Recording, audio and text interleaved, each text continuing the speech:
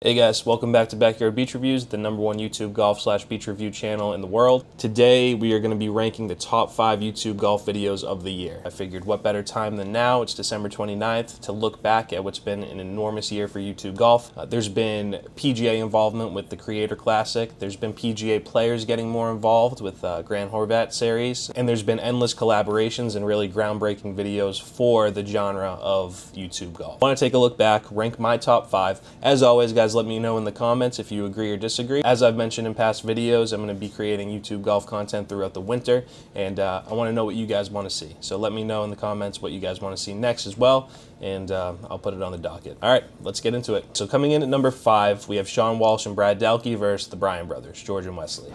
This has been one of the most highly anticipated matches in YouTube golf, as these are 4 of the best players in YouTube golf. They've all played professionally to some capacity, varying levels. You had Wesley Bryan, who's won on the PGA Tour at the RBC Heritage at Harbortown. You have Brad Dalkey, that's played in the Masters as an amateur. And you have the other 2, George and Sean, who have played mostly on the mini tour, but in a professional capacity. So these are the 4 of the best golfers on YouTube, period. I created a video a couple weeks ago of the top 5 YouTube golfers. I gave profiles on all of them. All 4 are in that video, so if you're not familiar with these guys, go take a look at that and you can get profiles on them before you watch this actual video. It'll just give you some background information and kind of biographies on each of them. So they split this video into 2 parts. They did the front 9 on the Wesley Brothers channel, and they did the back 9 on Brad Dalkey's channel. It's a 2v2 scramble format. It was a super competitive match, and it came down to the wire. I'm not going to give any spoilers in this video. I want you guys to see these videos and be surprised by them on your own. So if I say anything that might even lean itself towards being a spoiler, I'll let you guys know. I'll give you a spoiler alert so you can skip ahead. There was some really interesting strategy that I took from this video as well. We're talking about the order in which they play in a 2v2 scramble, and at this point Wesley felt like George was playing better than him. Wesley is traditionally the better golfer, but George has been playing at a very high level. So the thought was Wesley wanted George to go first because he wanted to be freed up on every shot and play naturally. So he didn't want him to be forced into any layups or any safe shots. He wanted him to go with complete freedom up there and play the shot that he wanted, which I found to be interesting. Usually in scrambles, you say, the best guy goes last because there's a bit more pressure on that shot. If you don't have the ball in the fairway, they have to come through and hit it. But this is another way to look at it. Still the same end result, but a different way to look at it. And something that I've been using in my 2v2 Winter League with a friend of mine. I've been hitting the ball very well off the tee, so I've been going first and swinging out of my shoes just because I can. And if it goes OB, then he'll get one in the fairway. If not, we have a 320-yard drive. So really cool strategy I saw from them. The video itself it's difficult to do this without any spoilers, but it's very close. Now, historically, I've been more of a fan of the characters of YouTube golf, like the Bob Does Sports fellas, and the people that aren't professional level.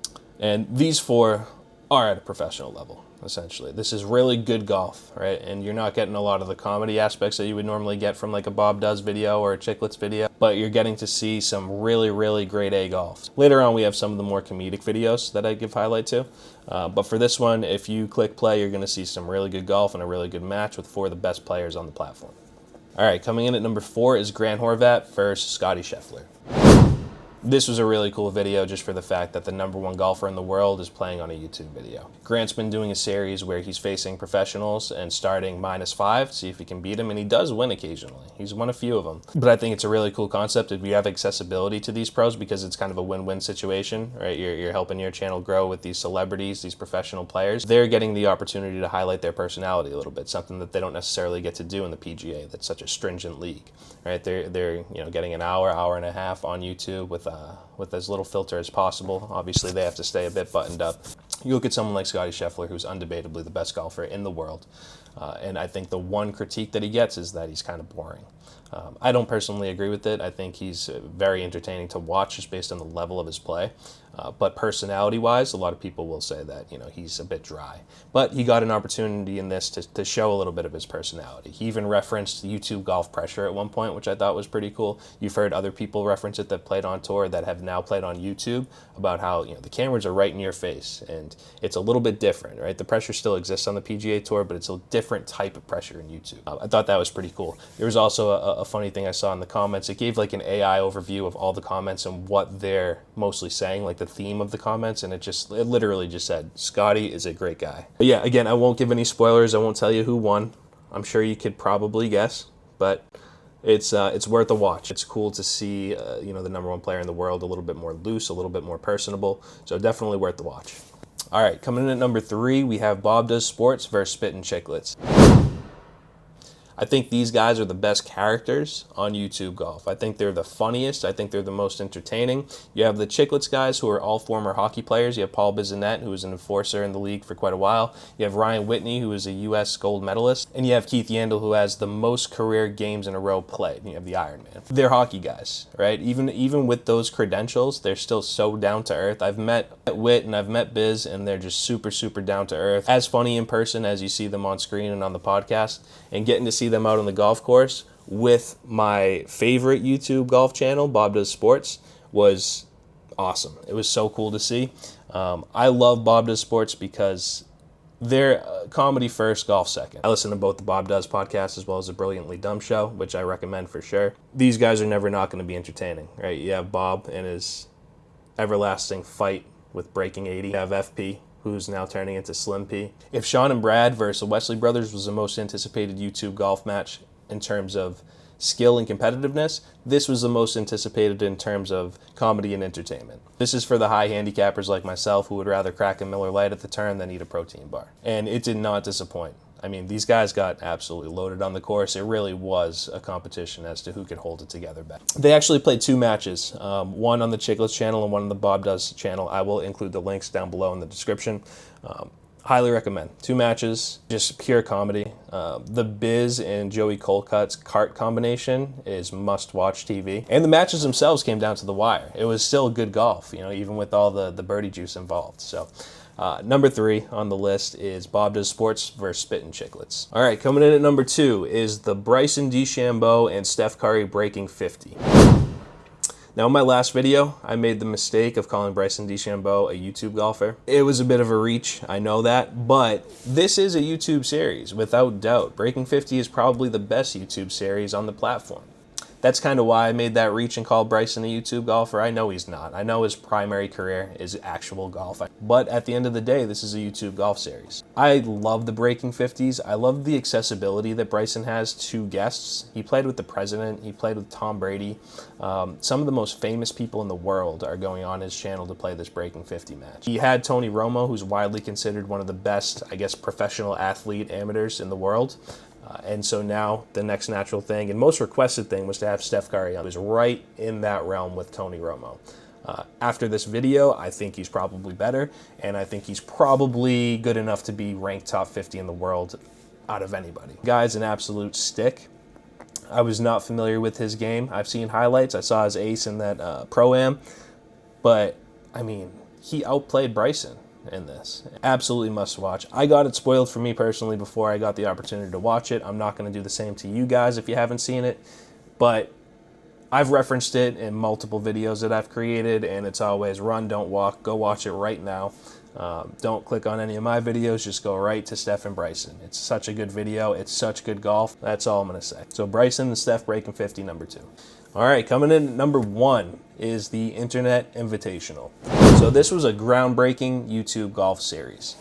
It came in 6 episodes. It was created by Barstool Sports, Dave Portnoy, and Bob Does Sports, a collaboration on their end. They got 48 of the most well-known golf influencers and creators, along with some former professional athletes, some TV personalities, some YouTube personalities. It was just a great culmination of creators. And boy, did it not disappoint. I mean, it was the best golf content that I've ever seen. It had it all. It had scandal, drama, fireworks. It had comedy, emotions. It was super emotional. I cried at the end of it. I'm sure a lot of you guys did too, based on the circumstances. It had everything. If I were to pick one episode that stood out, there's 6 of them. All of them got multi-million views. If I were to pick one that stood out, it's probably the finale, just because of all the drama and the scandal and the intensity and the pressure. But I actually personally enjoyed the first one maybe even more. I thought it was so cool to see all these people in one place. When they did the draft, I thought the draft was phenomenal. It gave us some ideas for our golf trip, me and my friends, on how we should do the draft, and we're thinking about switching to a Ryder Cup format at some point, so gave us some suggestion there.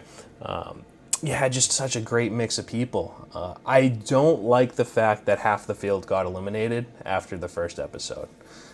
And it was the half of the field that I like the most. So that part of it wasn't great. I would like to see a way that they could keep people around longer next year, but I get it, man. You got 48 people, that's a lot. You got to cut down that field pretty significantly if you're having a 3 or 4 day tournament. So understand, but if you guys are watching this video, I'm sure you've watched the Internet Invitational, but if you haven't, you definitely need to. And after you watch that, I also have a video of the top 5 biggest winners and losers from the Internet Invitational, my most popular video on YouTube so far. So go take a look at that after you watch. I'm just excited of what's to come next year. I think they have the ability to get whoever they want. There's been a lot of talk about LeBron possibly playing in it next year. There are some people that they may have missed, like some of the New Zealand folks and some of the women that are emerging within YouTube golf that they can add next year. They have just endless opportunity, and this really changed the landscape of YouTube golf. This was the first one with like a legitimate prize, life-changing money. The pot was $1 million with side action all the way through. So they had skins matches that Portnoy was putting the money up for. There's a lot of opportunity. Like a lot of these YouTube golfers and former professional athletes don't necessarily need the money. They're bringing plenty in through their channels and everything that they do. But for some of the more, the regular people of the group, really a life-changing opportunity. And they had a great format where everyone had the opportunity to win. Super highly recommended for me. I think it's, again, the best YouTube golf content that exists right now. And I am excited to see what the future brings for that. I'm excited to see what the future brings for YouTube golf in general. As I mentioned at the beginning of the video, it's on an upward trajectory and it's only getting bigger. And it took exponential growth this year, in my opinion. I think it's probably one of the more popular genres on YouTube right now, and it's only going to get more popular. There's new creators coming out. There's that guy, Jaquan Ware, who just got 100,000 followers, so his wife let him quit his job and become a full-time golf influencer. He just had a video with Bryan, one of the most popular YouTube golfers on the platform. So that wraps it up, guys. Let me know in the comments what you agree with, what you don't agree with. Give me your opinions on these videos. And then, of course, please subscribe. Helps me to create more videos. And let me know what you guys want to see next. Again, I make this content for you guys, so whatever you want to see, I'll do it. I'll put in the work. I'll watch the videos, and I'll put the synopsis together, the recaps, the rankings, whatever you guys want to see. Happy holidays, guys. Happy New Year. I'll see you guys in 2026. Thanks.